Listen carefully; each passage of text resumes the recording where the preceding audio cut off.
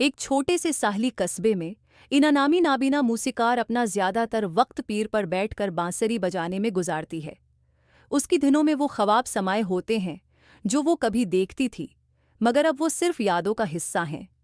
कस्बे के लोग नहीं जानते थे कि अना की हर धन इन रंगों से मुतासिर होती है जो उसे अपनी बिनाई है। खोने से पहले याद थे, उसका वाहिद साथी एक आवारा कुत्ता था जिसे अना ने बचाया था।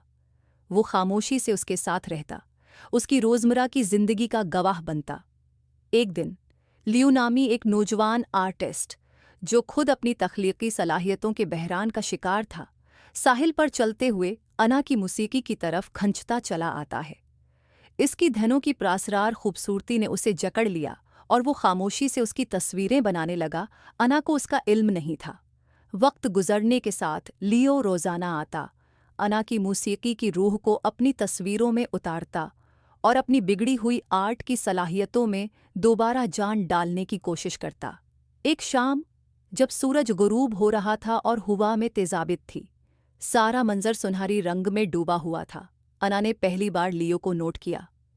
उसने मध्यम लेकिन तजस्सुस भरे लहजे में पुकारा।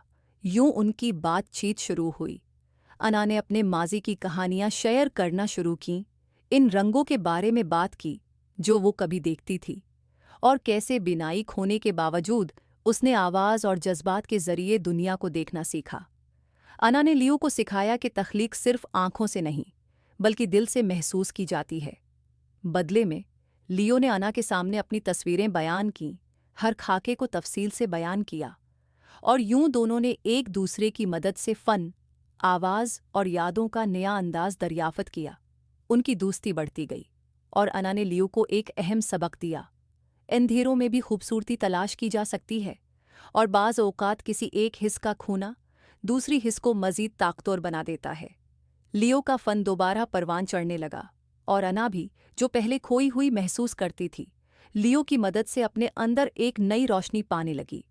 मगर अना के दिल में एक छुपी हुई तकलीफ थी, एक राज जिसकी वजह से उसने पब्लिक कंसर्ट्स में बजाना छोड़ दिया था।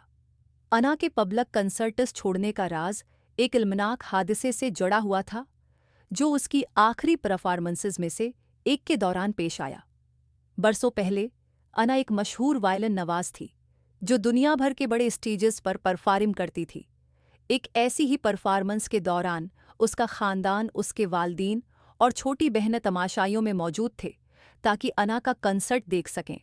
लेकिन बदकिस्मती से कंसर्ट के बाद जब वो घर वापस जा रहे थे तो वो एक खौफनाक कार हादसे का शिकार हो गए जिसमें उनकी मौत वाक़ई हो गई।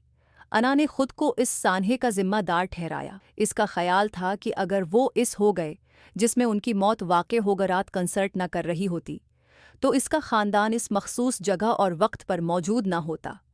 शदीद गम और पिछतावे की वजह से इसने न सिर्फ वायलिन बजाने की सलाहियत खो दी, बल्कि आहिस्ता आहिस्ता इसकी बिनाई भी ख़त्म होने लगी, जिसे डॉक्टरों ने सदमे से पैदा होने वाली नफ्सियाती बीमारी करार दिया। यही वजह थी कि अना ने अपने आप को दुनिया से दूर साहिली कस्बे में तन्हाई में छिपा लिया, जहां उसने अपने हुनर और दर्द दोनों को दफन कर दिया। एक दिन एक ख़त मौसूल होता है जिसमें अना को एक बड़े स्टेज पर दोबारा परफॉर्म करने की दावत दी जाती है। अब उसे अपने सबसे बड़े खौफ का सामना करना पड़ेगा, और लियो को वही करना होगा जो अना ने उसके लिए किया था। उसे अपनी छुपी हुई तकलीफ से निकलने में मदद देनी होगी। दोनों एक साथ शफा के सफ़र पर निकलते हैं, ये सीखते हुए कि ज़िंदगी के सबसे बड़े इसबाक हमेशा नज़र आने वाली चीज़ों में नहीं होते, बल्कि उन जज्बात में पोशीदा होते हैं जो हम अपने दिल के अंधेरों में सबसे ज़्यादा महसूस करते हैं।